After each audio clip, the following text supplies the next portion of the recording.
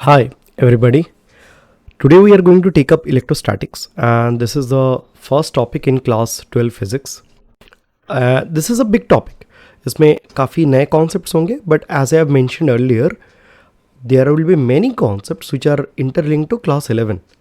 तो जो मैंने prerequisites आपको suggest किए थे last few videos में, keep on going through those class 11 topics, keep on revising them ताकि 12 के topics आप पकड़ पाओ. Okay, that is the first thing.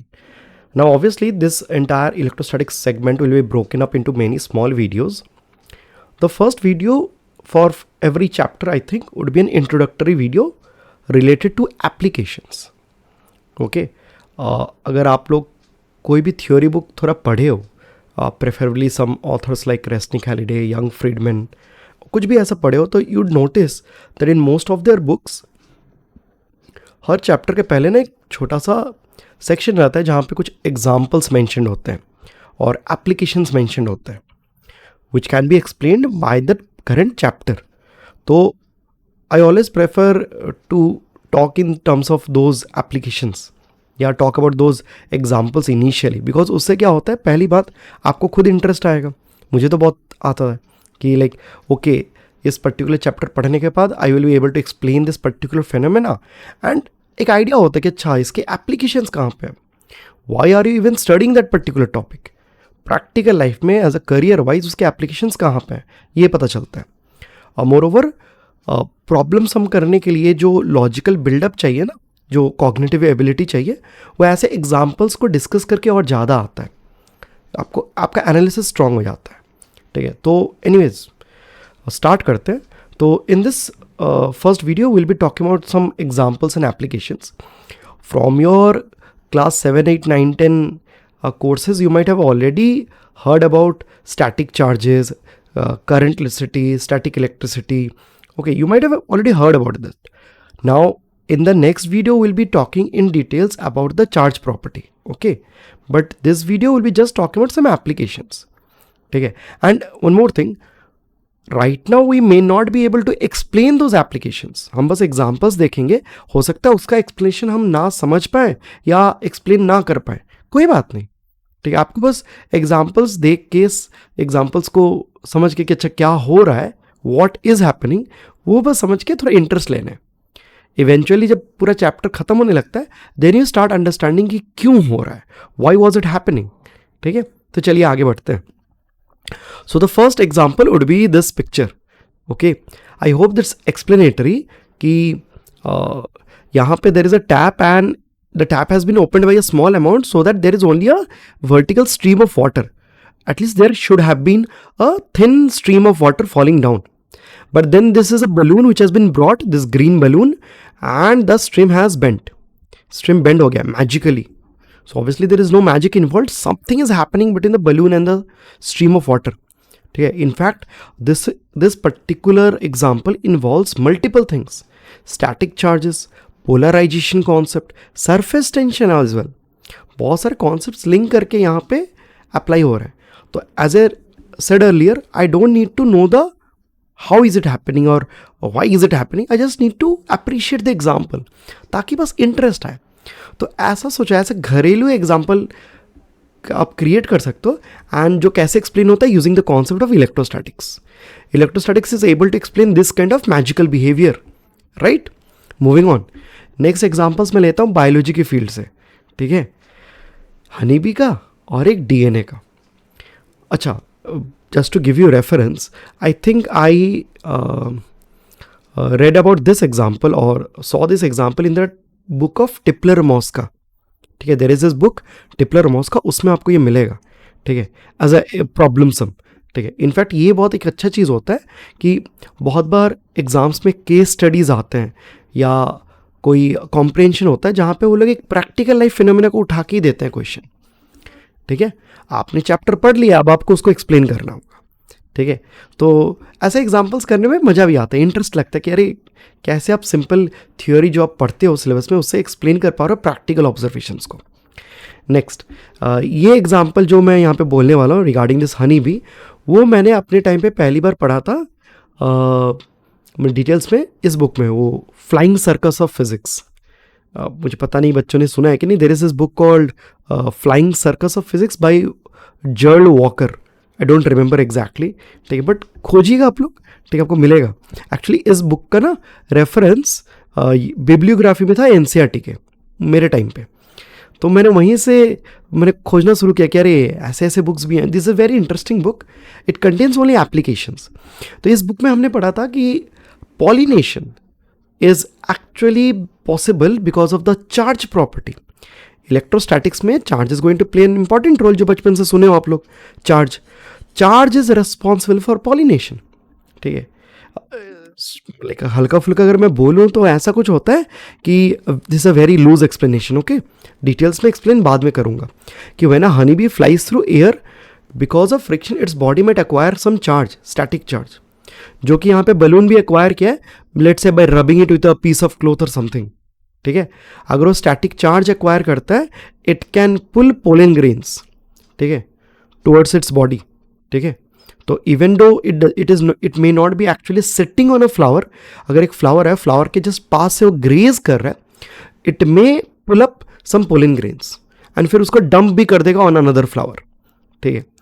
तो charge, such a simple thing, can play a pretty important role in pollination as well, okay.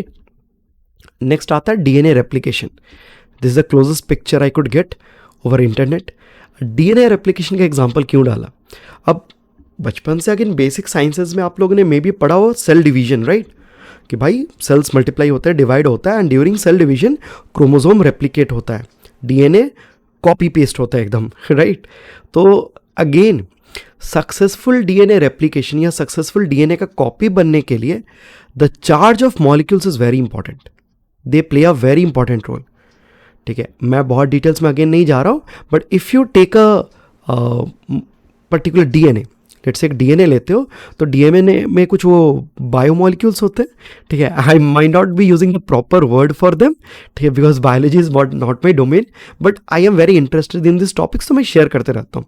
तो मैंने जब पढ़ा था तो पता है कि हाँ, वहाँ पे वो एडेनाइन, गुआनाइन, ए, फिर साइटोसिन, थाइमिन, ऐसे कुछ मॉलिक्यूल्स रहते हैं, and all of them are paired properly, मतलब may be adenine is getting connected या पेयर्ड विथ गुआनाइन, ठीक है, मॉलिक्यूल, दोनों के बीच में कुछ कनेक्शन है। तो आई माइट बी रॉन्ग, ठीक है, क्योंकि बायोलॉजी मेरा डोमेन नहीं है, बट मैं ये बस शेयर करना चाहता हूँ, मैंने ये पढ़ा था, तो I have actually forgotten the entire thing, ठीक है, मतलब वो डिटेल्स नहीं याद है, but I remember this part जो मुझे बहुत इंटरेस्टिंग लगा, कि सक्सेसफुल कॉपी पेस्ट या successful replication of DNA possible इसलिए है क्योंकि जो मॉलिक्यूल्स हैं they have a particular type of charge, and उनका चार्ज इस तरह का ही है, उन लोग का जो स्ट्रक्चर है, सिर्फ चार्ज बोलना सही नहीं होगा, उन लोगों का जो मॉलिकुलर स्ट्रक्चर है एंड जो चार्जेस हैं वो ऐसे ही हैं कि नेक्स्ट टाइम अगर कहीं पे ए आता है, if there is some A, it will again A molecule माने adenine molecule, it will again get clubbed with a guanine molecule,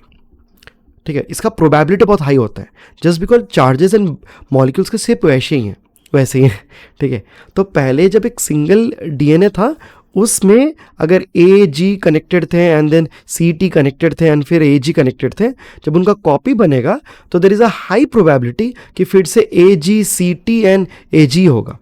तो that is possible because of charges and the biomolecules shape, ये सब मिलके ये चीज़ determine करते हैं, ठीक है। ऑब्वियसली अगर ये प्रोबेबिलिटी है तो कहीं ना कहीं नहीं भी हो सकता ये फिनोमेना, तो अगर ये प्रॉपर कॉपी पेस्ट नहीं हुआ या प्रॉपर रेप्लिकेशन नहीं हुआ, देन म्यूटेशन टेक्स प्लेस, मैंने ए के साथ कोई अगर और चिपक गया तो probably that will cause a mutation, ठीक है। तो लूजली स्पीकिंग मुझे ये एग्जांपल बहुत अच्छा लगा था जब मैंने ये एग्जांपल को पढ़ा था कि चार्जेस कितने इंपॉर्टेंट रोल प्ले करते हैं even in the field of biology. मेरा इस वीडियो का ऑब्जेक्टिव यही है, to give you some examples like this and then आप खुद पढ़ो इसके बारे में, रीड अपॉन इट, ठीक है। चैप्टर पढ़ने के बाद, चैप्टर खत्म करने के बाद आप और अच्छे से अप्रिशिएट कर पाओगे, but this is what makes science interesting, okay. Moving on to some other examples, ठीक है। नेक्स्ट एग्जांपल आता है इसका, ये थोड़ा इंजीनियरिंग टाइप एग्जांपल हो गया, ठीक है। सिंपल एग्जांपल है प्रिंटर का। प्रिंटर में one of the most fundamental जो डिवाइसेस होता है, जो कंपोनेंट्स होते हैं, ठीक है, उसमें चार्ज प्रॉपर्टी अगेन यूज़ किया जाता है। आप लोगों ने प्रोबेबली देखा होगा कि अगर एक ब्लैक एंड वाइट प्रिंटर है तो उसमें हम लोग कैट्रिज यूज़ करते हैं, ठीक है। जैसे मेरे घर पे जो है उसमें आई यूज़ अ टोनर कैट्रिज, और उसके अंदर एक ब्लैक पाउडर रहता है, ठीक है, जो एक्चुअली आपके पेपर के ऊपर वो जब भी हम लोग कोई ज़ेरॉक्स करते हैं, ठीक है, तो अगर मैं मशीन में एक ब्लैंक पेपर डालता हूँ और उस साइड से एक पेपर में कुछ लिखावट आ रहा है कि लेट से कुछ भी एक आ गया है, कुछ भी आ गया, तो वो जो ब्लैक इंक से आ रहा है वो पहले उस पाउडर में था, टोनर कैट्रिज बोलते हैं उसमें था, एंड फिर अंदर में कुछ कुछ प्रोसेस हुआ, that powder, that black powder is used as a ink to get those letters on your paper.